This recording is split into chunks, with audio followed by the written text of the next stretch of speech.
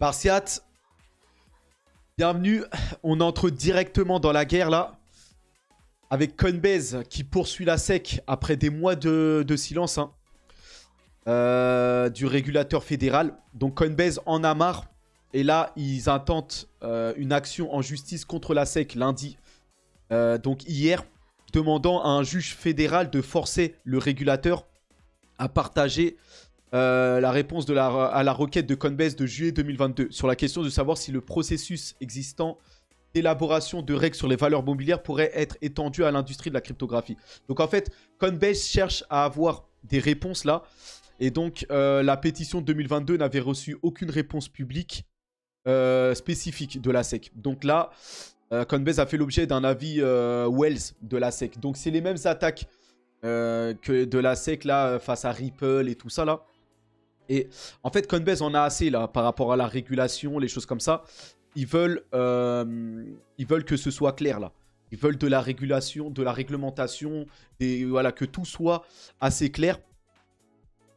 Et ils en ont marre, hein, ils en ont marre vraiment de la SEC, tout ça. Donc on va aller plus en détail sur tout ça. Voilà. Il y a un membre de Coinbase qui a dit aujourd'hui, nous avons déposé une action étroite auprès de la US Circuit Court pour obliger la SEC à répondre à oui ou non à une pétition de réglementation que nous lui avons posée en juillet dernier, lui demandant de fournir des orientations réglementaires pour l'industrie de la cryptographie. Donc c'est simple. En gros, Coinbase a simplement envie d'avoir un cadre réglementaire clair et précis. Et voilà. Comme ils n'ont pas eu de réponse, bah simplement ils attaquent la SEC en justice. Hein, voilà, une action en cours. Donc on verra. Coinbase a envie de faire avancer, voilà, la réglementation crypto, on va dire. Ici, là, vous voyez, hein, Gensler, d'ailleurs, là, qui, comme un enfant, s'était fait, engueuler par, ce représentant-là, McHenry. Et donc, voilà. Là, en ce moment, aux États-Unis, il y a beaucoup d'actions comme ça pour avoir un cadre juridique clair. Donc, on verra ce qu'il en sera par rapport à ça. Comme vous le voyez, ici, qu'est-ce qu'il est dit? Alors, voici la requête en bref hein, de mandamus déposée par Coinbase contre la SEC. Il s'agit d'un texte juridique brillant et persuasif. Les gants sont enlevés. Coinbase critique la SEC pour sa tentative d'intimider Coinbase avec l'avis Wells. C'est en marche. Donc voilà.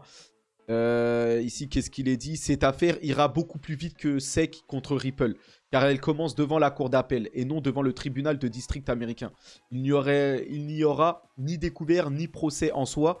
Il y aura un briefing puis une plaidoirie par les avocats. C'est ça. Cela devrait prendre des mois et non des années. Donc voilà, l'action en justice de Coinbase là contre la SEC devrait durer quelques mois, mais on devrait avoir une réponse assez rapide. En tout cas, contrairement à l'affaire de Ripple contre la SEC là, qui dure depuis plusieurs années. Là. Donc voilà, hein, ça fait le tour des actualités. Comme vous le voyez ici, on a un article sur Blockworks. Coinbase poursuit la SEC pour exiger une clarté réglementaire sur la crypto. Parce qu'on est vraiment dans le flou. Hein. En ce qui concerne les États-Unis, il n'y a pas de cadre réglementaire. Même l'Europe a sorti MiCA, devrait entrer en vigueur en 2025. Mais de ce qui est des États-Unis, pour le coup, ou pour une fois, les États-Unis sont en retard ou mettent du temps par rapport à tout ça là. Et voilà, Coinbase poursuit la SEC hein, pour une réponse sur les règles. Donc on attend une réponse simplement. Coinbase veut juste avoir une réponse, vous voyez. On a eu Blockwork, on a eu The Block et là on a même Cointelegraph. Donc il y a des articles qui sortent partout sur ça. Et Coinbase intente une action en justice pour obliger la SEC à répondre à la requête en réglementation. Donc ça le fait le tour des actualités, comme vous le voyez là. Et on va voir ce qu'il en est par rapport à tout ça. Donc si on regarde, pour résumer tout ça, donc Coinbase poursuit la SEC en justice après des mois de silence de la part du régulateur fédéral sur la question de savoir si les processus existants d'élaboration de règles sur les valeurs mobilières pourraient être étendus à l'industrie crypto. Donc voilà, Coinbase cherche à savoir si voilà le processus là que la SEC, voilà l'attaque de la SEC sur les valeurs mobilières peuvent s'étendre vraiment à toute l'industrie crypto ou si c'est que contre Ripple, que contre Ethereum. Voilà, Coinbase cherche à avoir des réponses en fait par rapport à tout ça. Coinbase demande à un juge fédéral de forcer le régulateur à partager sa réponse à sa pétition de juillet 2022 qui n'a pas reçu de réponse depuis. Donc voilà, hein. Elle demande à la SEC de proposer d'adopter des règles pour régir la réglementation des titres qui sont offerts et négociés via des méthodes numériques natives. Donc Coinbase ne prend aucun litige à la légère, en particulier lorsqu'il concerne l'un de nos régulateurs. La clarté réglementaire est en retard pour notre industrie. Donc voilà, il y a du retard au niveau de la réglementation et Coinbase veut des réponses. C'est ce qu'il faut retenir en tout cas par rapport à ça. Donc, surtout qu'on a la Chambre des Républicains qui dénonce Gensler pour avoir refusé de dire si l'Ether était une sécurité ou non. Donc en fait, la SEC attaque l'industrie crypto, mais elle n'est pas claire. Voilà, même les représentants, là, comme je vous ai dit tout à l'heure, je vous ai montré, on a McHenry qui attaquait Gensler par rapport au fait que de savoir si Ethereum est une sécurité ou pas. Et bah c'est flou. On ne sait même pas si Ethereum est une sécurité, est une marchandise. Gensler était en train de bégayer. Donc on attend des réponses. La SEC n'est pas claire. La SEC est dans le flou. Elle ne sait pas trop, même si Ethereum est une sécurité ou pas. Donc voilà, on attend simplement des réponses. Et on verra. En tout cas, on a Shamat, comment on dit ça, Palihapitiya, qui c'est cette personne, c'est un milliardaire, qui dit que, en tout cas, la crypto est morte en Amérique. Pourquoi? Parce que il n'y a pas de réglementation, voilà, rien n'est clair. Donc l'investisseur technologique Shamat, qui affirmait auparavant que le Bitcoin avait remplacé l'or et attendrait finalement 200 000 $, dit maintenant que la crypto est morte en Amérique.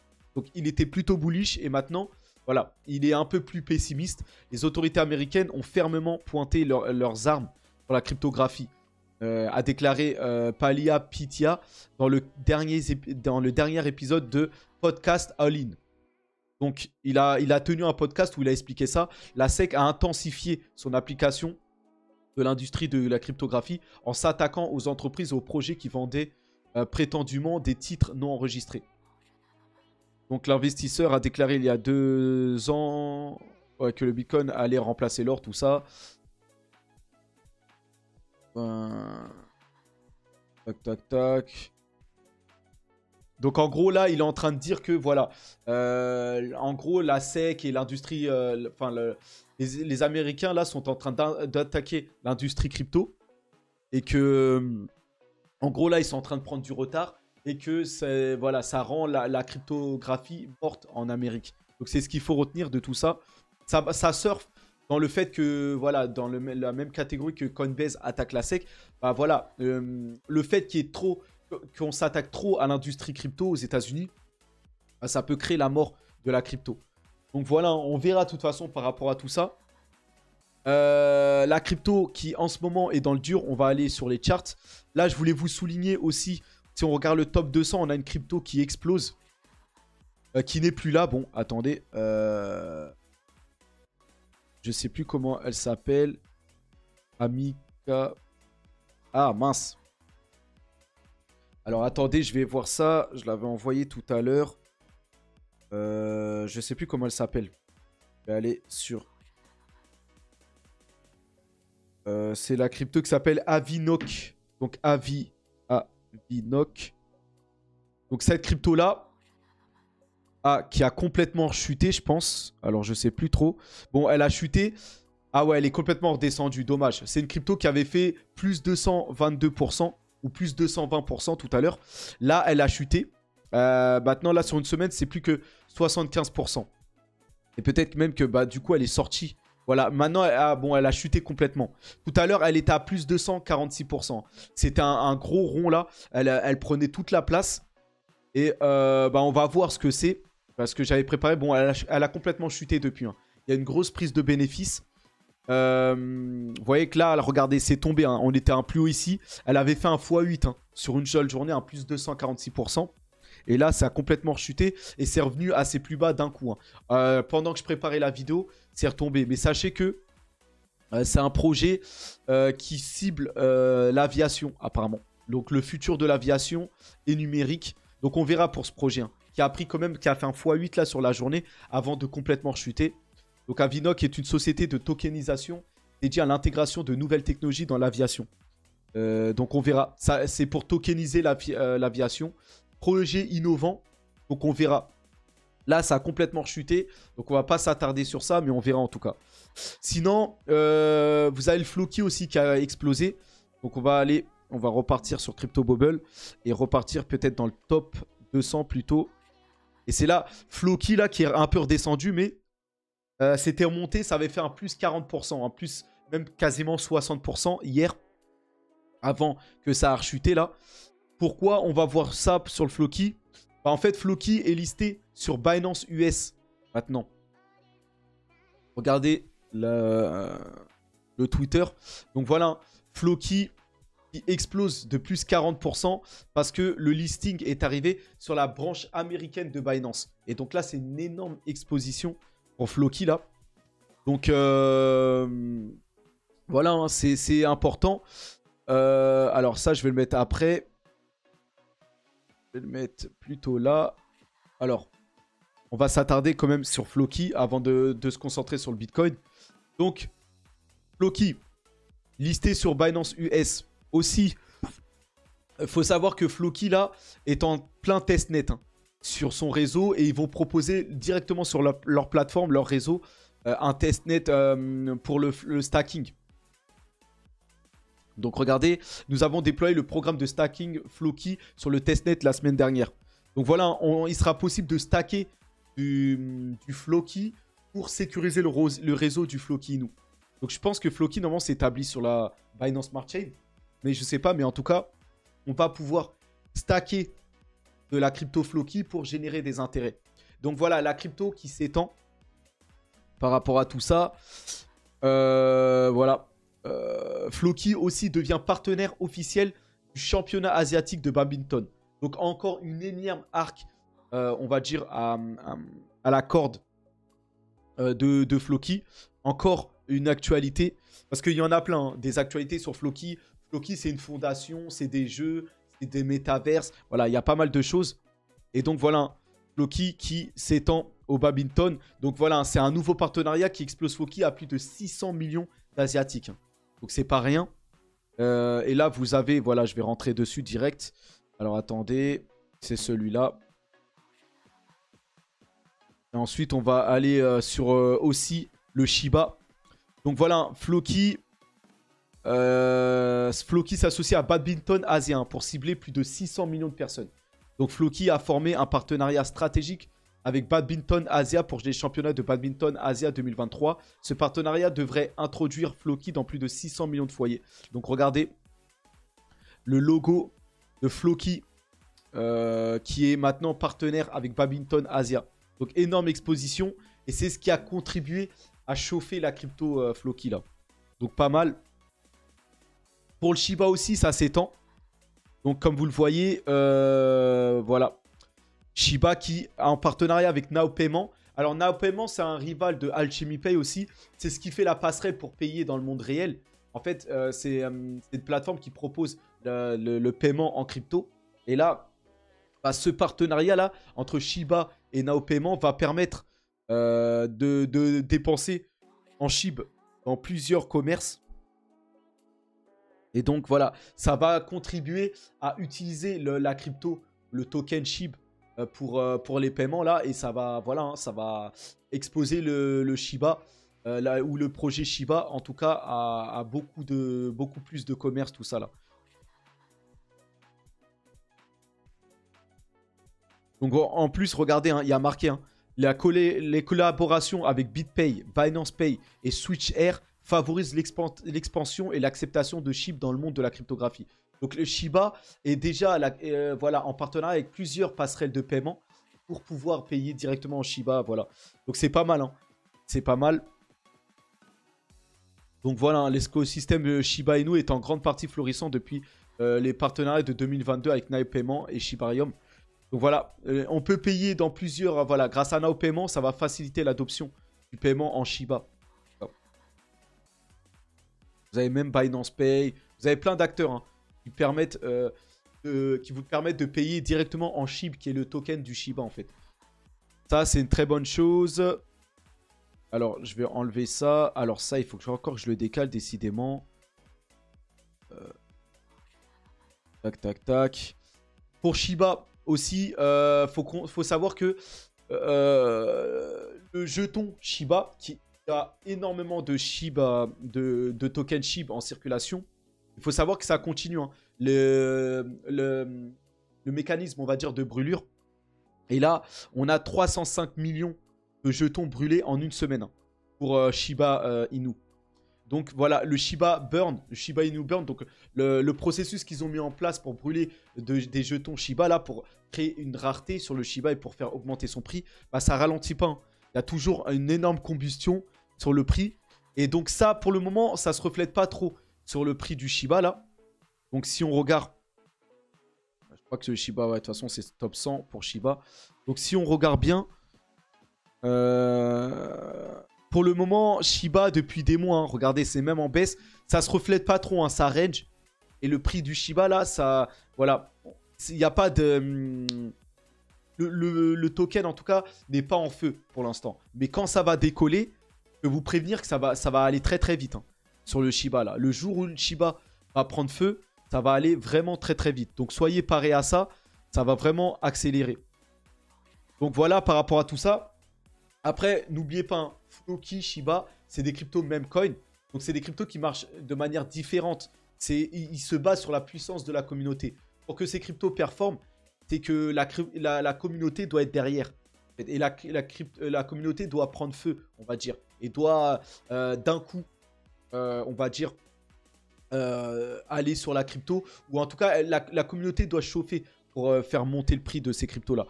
Et Binance, le PDG enfin CZ plutôt, Cheng Peng Zhao, le PDG de Binance, avertit, hein, met en garde quand même les investisseurs sur les risques élevés que représentent en tout cas les cryptos même coins, on va dire Shiba, Floki, Dogecoin et toute la bande, la Baby Doge, tout ça. Donc il met en garde contre tout ça quand même. Donc attention à ce genre de crypto. Moi personnellement, c'est des projets que j'adore parce que derrière, travaillent autant que les projets, les vrais projets fondamentaux. Hein. Il crée des métaverses, il crée du gaming, il crée de la DeFi. Voilà, il bosse. Il bosse et j'aime bien. Voilà, c'est des cryptos qui marchent sur le branding, sur la marque, sur leur logo. Ils s'appuient sur en fait, le Shiba, en fait, sur l'image du chien japonais Shiba. Parce que c'est une race de chien qui est très adulée, très aimée. Et en fait, ils surfent sur ça. Mais voilà, les mêmes coins, en tout cas, ça fait partie intégrante, on va dire, voilà, de l'industrie cryptographique. Donc voilà, on est à peu près à la moitié du live. On est encore pendant un quart d'heure là. On va parler du Bitcoin. Et on va tenter de voir si le Bitcoin va descendre en tout cas ou va monter. Donc allons-y.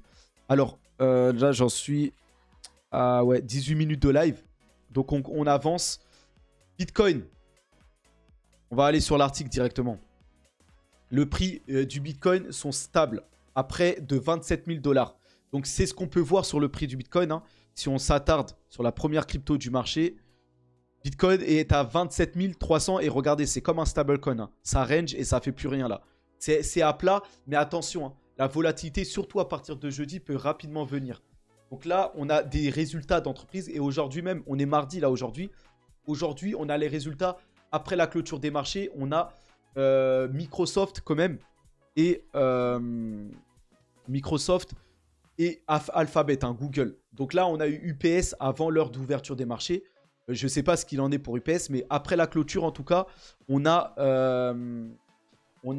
surtout Microsoft et Alphabet. Et là, ça va secouer. Hein, parce que là, c'est deux géants. Voilà. Et on espère que les résultats seront plutôt corrects. On verra en tout cas. Donc maintenant, en attendant, le Bitcoin, lui, est à plat. Et Bitcoin fait face à une nouvelle série de catalyseurs, hein, de volatilité potentielle au cours de la semaine à venir. Après que le BTC ait perdu 10%. Donc le Bitcoin quand même est remonté rapidement à 30 000. Et là, il corrige de 10%. Il est redescendu à 27 000. Bon, voilà, une correction salutaire, comme je l'ai dit. Restez patient, ça devrait redécoller sous peu là. Voilà. Donc voilà, la Fed appellera-t-elle le marché au bluff? Donc c'est ce qu'on attend. Justement, le Bitcoin, lui, Et voilà, son prix est, on va dire, est dirigé malheureusement. Hein, normalement, le Bitcoin, c'est l'anti-système. Mais les détenteurs du Bitcoin, c'est les investisseurs, c'est les traders. Et eux, ils se basent sur ce qui se passe dans la macroéconomie. Et là, le problème, c'est que le Bitcoin est suspendu à ce qui se passe dans la macroéconomie, dans la politique monétaire américaine. Donc, tant qu'on n'a pas de catalyseur, le Bitcoin, lui, ne fera pas de gros mouvements. Donc voilà, le Bitcoin devrait s'inverser. Donc on ne sait pas trop, on va aller sur les charts. Il y a beaucoup de charts, on ne sait pas trop. Nous, on va regarder voilà ce que ça donne. En tout cas, ce qui est sûr, c'est que les plus malins, en tout cas les baleines, donc ceux qui pensaient des énormes quantités de Bitcoin, des millionnaires du Bitcoin, elles accumulent. Hein. Voilà, les baleines s'accumulent comme en décembre 2022. Donc là, on a des charts qui montrent voilà, l'accumulation. Vous voyez que ça monte là. Vous voyez, petit à petit, c'est en montée. Donc voilà. Après, il y a des couleurs rouge, bleu, tout ça. Ça, c'est par rapport à ceux qui détiennent 1000 bitcoins, ensuite 10 000 bitcoins et ainsi de suite. Donc voilà. Quand on regarde, Bitcoin, les baleines continuent d'accumuler pendant le week-end. Hein. Donc le week-end dernier, là, ça a fortement accumulé. Hein. Alors que l'offre par baleine dépasse les 530 BTC pour la première fois depuis l'effondrement FTX. Donc voilà, l'offre dépasse. Hein. Donc l'accumulation est forte. Hein. Si vous le voyez là, le prix du Bitcoin, tac, tac, tac. Là, c'est la supply par whale. Voilà, donc la supply qui était complètement retombée là, vous savez, les baleines là en rose là, c'était la supply, c'était l'offre des baleines qui avait complètement chuté pendant toute l'année de 2021 là, toute l'année 2022. Et regardez l'offre en supply, enfin ce que possèdent en totalité là, les baleines là, bah, les baleines possèdent en tout hein, pour 534 milliards, on va dire, de dollars de Bitcoin. Ou 500, non, possède pour 530 BTC, pardon. En tout, c'est énorme. Hein. Donc la supply, là ils disent que la supply c'est entre 100 et 10K de BTC. Donc ceux qui possèdent entre 10 et entre 100 millions et 10K et 10 000. Non, attendez. Entre 100, pardon. Peut-être entre 100 et entre 100 et 10 000. Pardon. Donc voilà, c'est large. Et bah voilà, et regardez là. Là, c'est en train de monter. Vous voyez qu'il y a une légère poussée. Donc les baleines sont en train de revenir dans le marché. C'est tout ce qu'il faut retenir. Et là, vous voyez qu'on est tout en bas. Hein. Donc ce qui nous attend là, c'est une poussée, à mon avis, de cette courbe rose là. Et à mon avis, ça va alimenter le prix là, la courbe grise là, qui est le prix du Bitcoin. Donc plus les baleines vont rentrer et plus le Bitcoin va prendre en prix. Donc vous savez que les baleines sont majoritairement sorties. Et bah c'est ça qui a provoqué la chute sur l'année là des marchés du Bitcoin, mais c'est pas par hasard qu'ils sont sortis. Hein. C'est par rapport à ce qui se passait dans la macroéconomie et la forte inflation et la hausse des taux. C'est ce qui a poussé les baleines à être sur la défensive et à vendre et à récupérer leurs bénéfices. Vous voyez? Donc voilà, par rapport à ça, les données sont claires. Hein. Regardez ça. Je vous avais montré qu'il y avait des baleines qui s'étaient réveillées après 10 ans, après 7 ans. Et ben on a une autre nouvelle encore. Notre baleine est là encore plus loin, après 12 ans, hein, qui se balainent, on va dire, qui se réveillent. Donc certaines baleines endormies depuis de nombreuses années se sont réveillées. Donc 3 baleines avec 8199 BTC, donc 225 millions se sont réveillées en seulement 5 jours. Donc 3 baleines. Hein. Hier, dans mon direct d'hier, je vous parlais de 2 baleines qui s'étaient réveillées, qui avaient commencé à faire des déplacements. Juste après ma vidéo d'hier, il y a une autre baleine qui dormait depuis bien plus longtemps, hein, qui n'avait pas touché, où le portefeuille était dormant, où il n'y avait pas eu d'activité depuis plus de 12 ans, qui s'est réveillé. Donc là, regardez, là c'est Whale Alert qui avait dit hier, vous avez montré là, les baleines, les premiers c'était après 9,3 ans, donc après 9 ans. Ensuite, on monte en haut après 10 ans. Et voilà, il a déplacé 1128 BTC. Et juste après, ça c'était après ma vidéo direct d'hier, pardon. Une autre baleine dormant qui a déplacé encore 1000 BTC. Donc voilà, après 12 ans d'inactivité. Vous voyez, 12 ans sans activité. Et là, une baleine qui se réveille. Donc les baleines, là, sont en train de se réveiller. Hein. Et là, vous avez le Twitter Look on Chain qui retrace tout ça et qui suit. Suivez soit Look on Chain ou soit Whale Alert, en fait, pour avoir le suivi en temps réel de ce que font les baleines. Donc voilà par rapport à ça. Et là, il y a des articles qui sont sortis par rapport à ça. Et là, on parle de la baleine qui s'est réveillée après 12 ans d'inactivité. C'est incroyable. 12 ans sans rien faire. Donc une Bitcoin whale, donc une baleine du Bitcoin, déplace 11 millions de dollars après avoir dormi pendant 12 ans. Donc vous voyez là, ça avale. Là, cette image, je vais la garder. Tac. Hop là. Donc voilà, ça c'est fait. Et donc voilà, 12 ans. Voilà, une baleine de l'ère Satoshi. Vous voyez, de l'ère Satoshi, hein, qui a été là à l'ère où le Bitcoin a été créé, a déplacé 400 BTC, hein, d'une valeur d'environ 11 millions de dollars 12 ans, enfin après 12 ans de sans transaction. Donc voilà, hein, les 400 BTC que cette baleine avait pris il y a 12 ans, bah, aujourd'hui ça s'est transformé en 11 millions de dollars. Donc vous voyez, bien joué à cette baleine d'avoir été là dès le début. Et là, elle déplace son portefeuille. Donc je vous le rappelle, hein, quand il y a des mouvements de baleines comme ça, en général, c'est que pas longtemps après, ça explose à la hausse. Parce qu'en fait, elle se prépare. Vous voyez, et je vous ai montré là dans l'article, enfin dans le chart, qu'on était tout en bas, mais là, les baleines sont en train de réaccumuler et la supply va augmenter. Donc voilà par rapport à tout ça. Maintenant, bah, regardons de plus près les charts ou les cours du Bitcoin.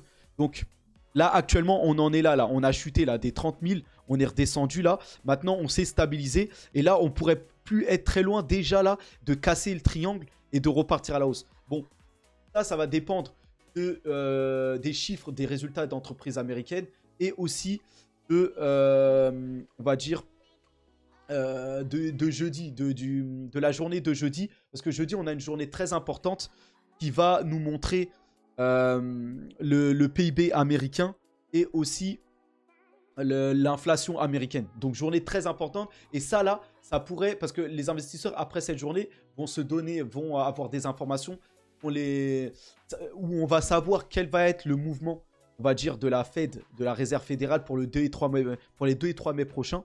Donc on attend cette journée de jeudi pour savoir comment peut-être la Réserve fédérale va réagir. Qu'est-ce que va faire la Réserve fédérale. Et donc là, voilà où on en est là. Quand même, regardez bien.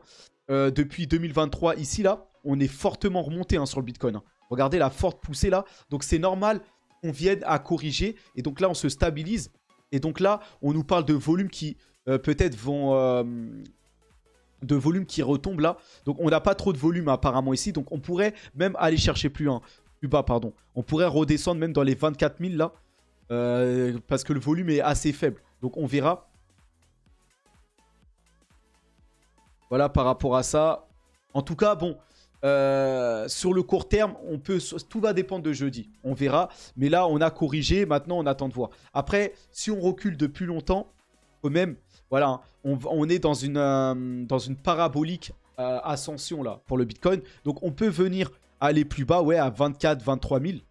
Au moins, on peut venir. Hein, parce que là, tout prête à dire qu'on peut venir rebondir sur cette pattern, cette courbe ascendante là. Donc, ça ne serait pas déconnant qu'on puisse aller encore à 24 000, 23, 24 000 là. Avant de bien rebondir. Bon, on verra par rapport à ça. Impossible de dire. Et maintenant, si on recule encore plus, regardez, bah, c'est très bullish. Hein. Regardez là, la parallèle entre 2015 et 2023. Regardez en 2015, on avait eu les deux courbes là qui s'étaient entrecroisées là. Vous voyez là? Je ne sais pas si vous le voyez là dans le rond blanc. Qui s'était entrecroisé. Ça, c'était en 2015. Regardez ici là, en 2023. Les amis, on s'en vient. Hein. Regardez, les courbes ne se sont pas encore croisées. Et regardez bien, je dézoome. Regardez en 2015, quand ça s'est entrecroisé, qu'est-ce qui s'est passé? L'explosion. Rallye haussier. C'est ce qui pourrait nous arriver. Hein. Ça, c'était en 2015. Et je pense qu'on peut faire comme en 2015. Donc, si on fait comme en 2015, là, on peut avoir une explosion qui nous ramènerait rapidement vers les 100 000, hein, voire plus. Donc là, on va voir. On est plus loin de croiser, peut-être d'ici le mois de mai ou au-delà, je ne sais pas. Mais là, quand on regarde la courbe, là, bah, ça se rapproche peut-être d'ici 2 semaines. Enfin, d'ici début mai, là, je pense que on va avoir quelque chose d'assez puissant, là. Et peut-être même pas d'ici mai, hein. Ça se trouve dès ce jeudi. Pour moi, je dis mai parce que début du mois de mai, le 2 et 3 mai prochain, on a la réponse de la Fed, la hausse des taux. Et donc, à partir de là, la Fed, dans sa réunion, peut annoncer un pivot comme quoi c'était la dernière fois, par exemple, qui remontait les taux d'intérêt. Bah ça peut faire exploser les cryptos.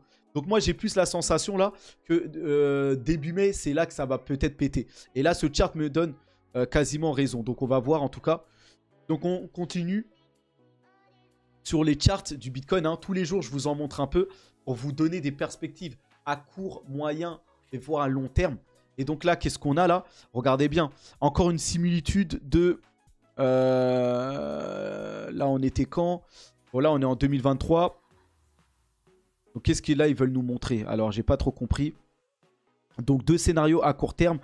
En ce moment, 27K ressemble à un bon support. Et s'il est cassé, nous obtiendrons probablement ce nouveau test. Ah, d'accord. Là, c'est une simulation. Donc, là, il y a deux cas possibles. Donc, c'est bien que Stock Money Lizard ait fait ça, là. Donc, lui, c'est un très bon chartiste. Donc, là, il a pris le premier scénario à gauche. Si on casse, si jamais un scénario très bearish, c'est-à-dire qu'on casse, là, on aurait un autre support à 25K. Donc, moi, je vous ai dit que peut-être dans le pire scénario, on pourrait revenir à 24, voire 23K. C'est pas déconnant quand on voit les charts, là. Mais sinon... Lui, il dit qu'il y a un autre support à 25 000. Bon, bah très bien, ça nous fera un support en plus avant que ça rebondisse vite. Ouais, dans la foulée, on devrait avoir un rebond. Donc ça, c'est son premier scénario. Ou sinon, là, on a l'autre scénario où on va ranger. Regardez, comme ce que je vous ai dit, à peu près jusqu'au mois de mai. Vous voyez, là, en bas, on est au mois de mai, là. Et donc, on va ranger encore un petit peu. Et ensuite exploser et aller chercher les 32 et après un peu plus haut. Donc on verra ce qu'il en est là. Mais on a deux scénarios. Mais dans tous les cas, dans les deux charts pour lui, c'est à peu près à partir du mois de mai, on va exploser et revenir chercher les 32, 35K ou les trucs comme ça. Donc on a encore une semaine si vous voulez vous placer normalement. Après, n'excluez pas, on est à 27, on peut redescendre à 25, voire 24, 23. Donc on est vraiment...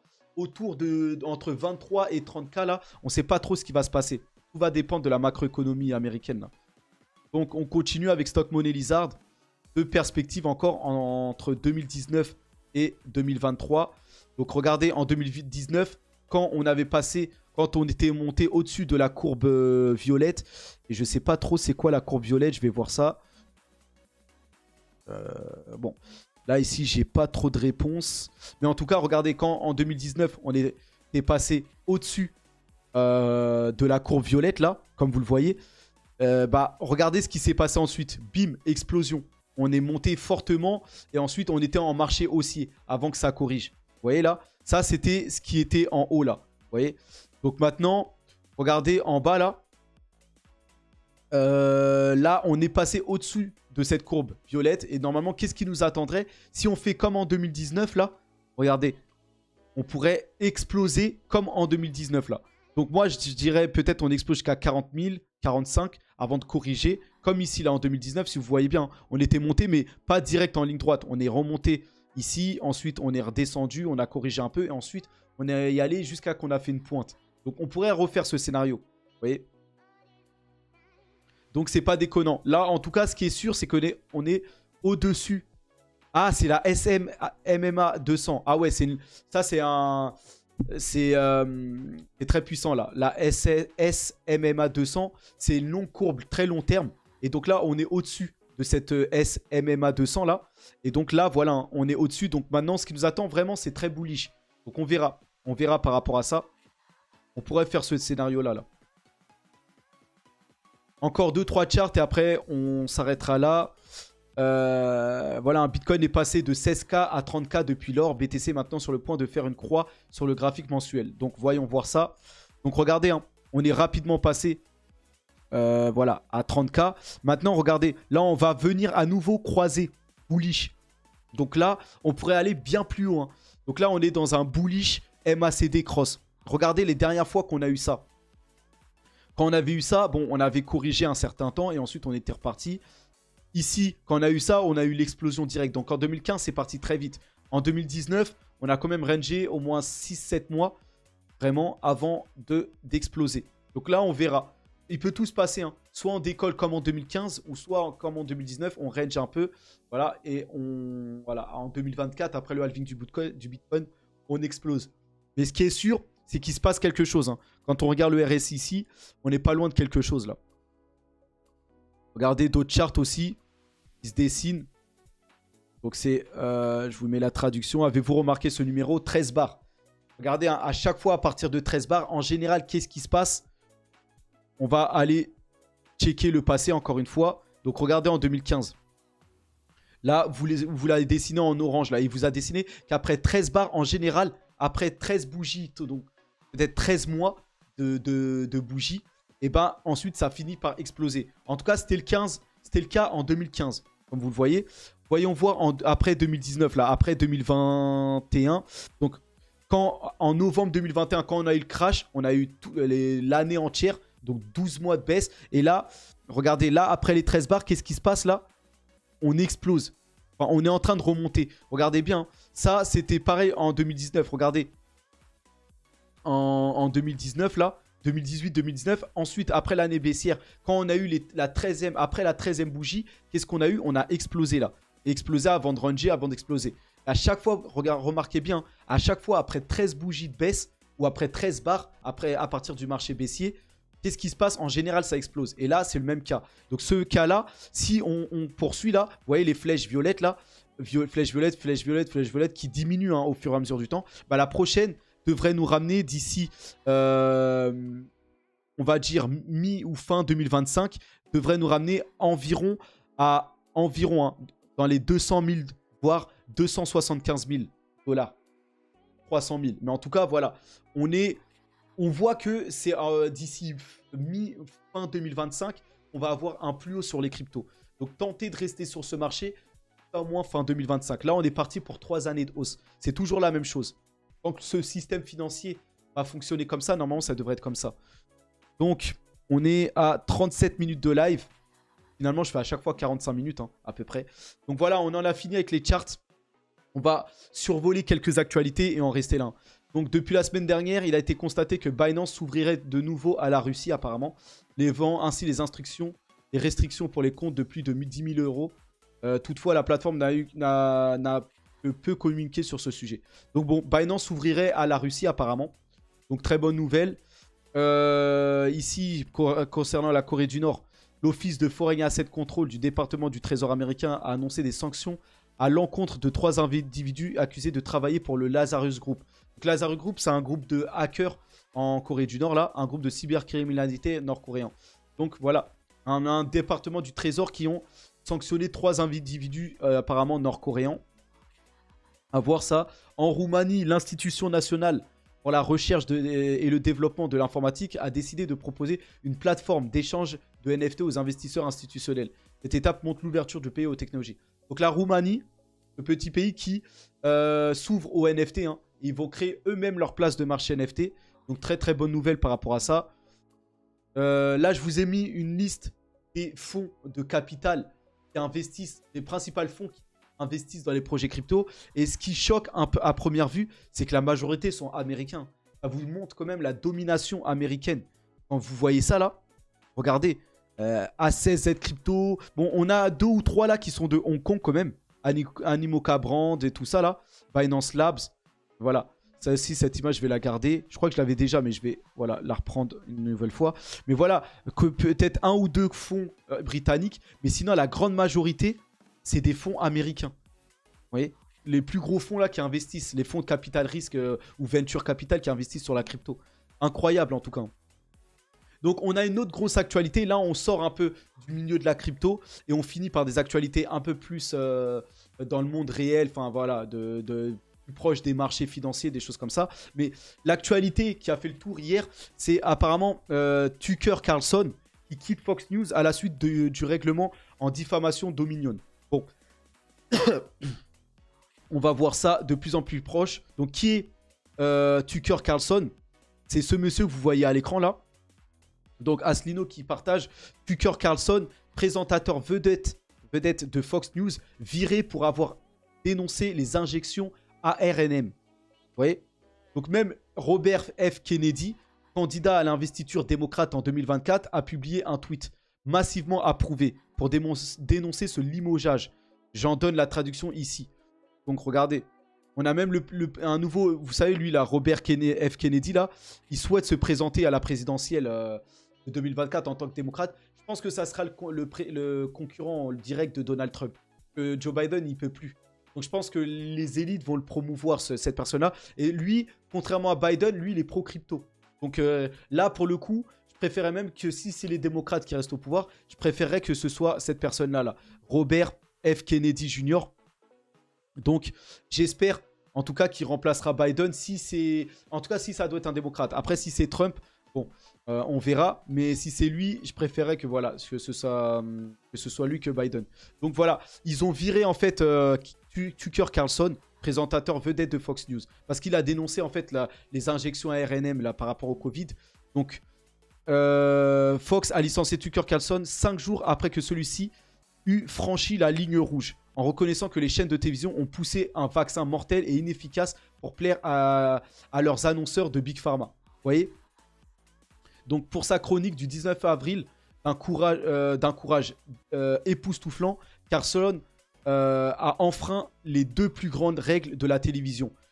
Donc Tucker Carlson a dit la vérité sur la façon dont les manœuvres stupides des Big Pharma contrôlent les contenus des émissions de télévision. Donc vous voyez toute la corruption et la derrière qu'il y a, c'est incroyable. Il a fustigé que les présentateurs des infos, des infos pour avoir fait servilement la promotion d'injections qu'il savait létales et inefficaces pendant de nombreuses années. Tucker a eu la plus grande audience du pays avec une moyenne de 3,5 millions de téléspectateurs, soit 10 fois plus que CNN, qui est la plus grande chaîne d'infos américaine. Donc en fait, ce qu'il a fait là, il est pas, parce que lui c'est un présentateur télé, et à la télé en direct, il a parlé de toute cette corruption en fait, voilà, que les chaînes de télé promulguent pour les Big Pharma, et tout de suite il a été limogé, hein, parce que là en fait il a fait du anti-politiquement correct. En gros là il s'est mouillé et avec un courage incroyable il a dit les vérités. Et là voilà, hein, les chaînes payées par les milliardaires ou des élites l'ont éjecté, alors que lui c'est une grosse personnalité là-bas. Donc Fox News vient de démontrer le pouvoir terrifiant de Big Pharma. Fin du tweet de Robert Kennedy. Donc voilà, c'est Robert Kennedy qui a mis toutes ces informations là, qui est un candidat, hein, à la présidence. Donc vous voyez que même ce candidat démocrate dénonce les Big Pharma et dénonce, on va dire, voilà, les chaînes de télévision, les choses comme ça. Donc je pense qu'on arrive à la fin là, de ce pouvoir là des Big Pharma, de la corruption télévisée, parce que tous les candidats là, les plus probables américaines là, que ce soit Trump ou Kennedy, sont en train de dénoncer là toute cette corruption des télévisions, des choses comme ça. Donc c'est pas mal, hein. Aux États-Unis là, ça peut bouger là d'ici 2024, dans les prochaines élections américaines là, on peut avoir des bonnes surprises là. Ça peut bouger en tout cas. Donc voilà, Fox News Corp a perdu 930 millions de dollars en valeur marchande aujourd'hui depuis que la nouvelle du départ de Tucker Carlson a éclaté. Donc en fait, le fait qu'ils aient limogé Tucker Carlson là, la chaîne a perdu 930 millions de dollars en valeur marchande. Les gens ont compris, en tout cas les consommateurs américains, ceux qui regardaient la chaîne, ont compris que ce limogeage c'était comme une faute pour la liberté d'expression. C'est comme si on enlevait la liberté d'expression. Donc la chaîne là a perdu énormément en crédibilité là, en limogeant en fait cette personne là, Carlson là, vous voyez. Donc énorme. Donc voilà, hein. Big Pharma a-t-il joué un rôle justement dans la rupture des liens entre Fox News, entre Fox et Tucker Carlson? En tout cas, c'est ce qui est vrai, hein. Voilà, regardez, ça c'était le jour où il a dénoncé. Là, c'est Tucker Carlson là qui est en train de parler en direct là sur Fox News. C'est ce jour-là où il a dénoncé les vaccins et les Big Pharma, tout ça là. Et ensuite, après ça, il a été éjecté. Donc voilà par rapport à ça. Et là, voilà, regardez, même il a fait d'autres discours pour dénoncer ça. Donc le discours de Tucker Carlson au cours du week-end était puissant, trop puissant apparemment. Donc en fait, cette personne-là a décidé, qui a un gros présentateur, hein, aux États-Unis, a décidé de mettre en évidence toute cette fraude et cette corruption-là autour des vaccins ARNM. Et donc il en a payé de son métier, on va dire. Il a été limogé par rapport à tout ça. Donc voilà, hein, Tucker explique sans filtre comment il s'est trompé et qui contrôle vraiment. Donc vous voyez, hein, tout ça c'était il y a quelques semaines là, il dénonçait tout ça. Donc incroyable, hein. Mais c'est bien. Force à lui en tout cas. Et j'espère vraiment le meilleur pour lui, hein. Merci à lui en tout cas d'avoir dénoncé tout ça là. Donc voilà. Voilà par rapport à ça. Sinon, dans le reste des actualités macroéconomiques, on a le PDG de Standard Chartered. Donc hier, j'ai fait une vidéo par rapport à Standard Chartered, une très ancienne banque britannique, voilà, qui a annoncé que le prix du Bitcoin irait à plus de 100 000 d'ici fin 2024. Et là, voilà, hein, ils appuient, on va dire, ils enfoncent le clou et ils mettent en garde contre les risques dans le secteur bancaire qui ne sont pas, voilà, on va dire revenus à la maison. Ça, c'est une traduction anglaise, enfin une traduction française là, mais voilà. En tout cas, voilà le PDG là qui met en garde contre la crise bancaire et c'est pour ça qu'ils ont annoncé un Bitcoin à plus de 100 000. Et ils voient, on sait qu'on est sur un fil dans le secteur bancaire et donc on sent que c'est pas loin d'éclater tout ça. Et lui, il met en garde contre ça. Vous voyez? Et donc, on voit, regardez, hein, les bénéfices nets d'UBS, le numéro 1 suisse, la banque numéro 1 suisse, chute de 52% au premier trimestre en raison des batailles juridiques aux États-Unis, tout ça. Donc, l'UBS est dans la difficulté. Regardez aussi aux États-Unis, la première république, c'est la banque, la première république, affirme que les dépôts ont chuté de 40% à 104 milliards de dollars au premier trimestre, mais se sont stabilisés. Donc, forte chute depuis là, que la First Republic aussi était en faillite. Donc, et là, voilà, où était au bord de la faillite, je ne sais plus trop pour la First Republic, mais en gros, forte, voilà, forte chute. Grosse chute parce que les dépôts, en tout cas, les gens ne veulent plus déposer dans la banque, simplement. Tout ce qu'il faut retenir, ils ont peur des banques. Et donc, grosse chute, maintenant, ça s'est stabilisé, mais pas sûr que ça remonte, hein. Pas sûr que les gens aient confiance et redéposent leur argent. Donc, on verra en tout cas par rapport à tout ça. Et regardez, hein, des preuves, on va dire, de la récession qui est en cours là. Disney qui continue à licencier, hein. Donc on voit que l'économie américaine là est en récession et qu'il y a des suppressions de postes. Donc le chômage est en train d'exploser. L'économie américaine est en train de tomber petit à petit là, en récession. Et c'est pour ça qu'on arrive à la fin de la hausse des taux, tout ça. Donc c'est pour ça que les cryptos et les actions ne devraient pas tarder à remonter. Donc voilà les amis, hein. Les entreprises américaines sont dans le dur comme prévu avec toutes ces hausses de taux. Et donc, comme il n'y a plus d'argent, ou plus trop, on va dire, d'argent, ils ont recommencé à imprimer un peu pour soutenir les banques là, qui étaient en faillite. Mais pour le moment, on attend vraiment qu'ils recommencent à imprimer. Pour le moment, ce n'est pas le cas. On attend d'abord la capitulation finale avant voilà, le PDG de Disney, avant que les cryptos et les actions recommencent à exploser fortement de nouveau. Donc voilà les amis, hein, j'en ai fini par rapport à tout ça. Donc on voit que au niveau de la macroéconomie aux États-Unis, là, c'est dur, hein. Tout est dans le dur. Les banques sont sur un fil. La hausse des taux fait peur au marché. Voilà, on sent qu'on n'est pas loin d'un éclatement là. Et pour les cryptos, le Bitcoin, bon, écoutez, on ne sait pas. Ça peut encore baisser à 24, 23 au maximum.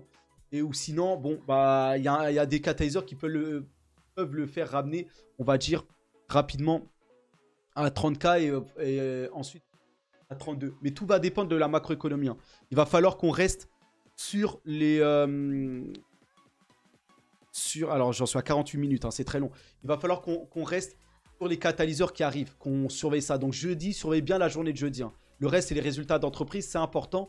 Ça crée de la volatilité. Mais surtout, le jeudi, ça sera la journée où il va se passer des choses là, où ça va bouger. Donc voilà les amis, hein. Je ne fais pas plus long. On a proche de 50 minutes de live. Donc restez à l'affût. Et voilà, ça devrait bouger, hein. Ça devrait bouger. Et profitez en tout cas s'il y a des hausses ou des baisses. Donc à vous de voir en tout cas. Allez, force à nous, hein. Restez patients. Là, il y a beaucoup de turbulences, tout ça. Mais restez patients. Surveillez bien les marchés. Et normalement, ça devrait remonter dans pas très longtemps. Ok ?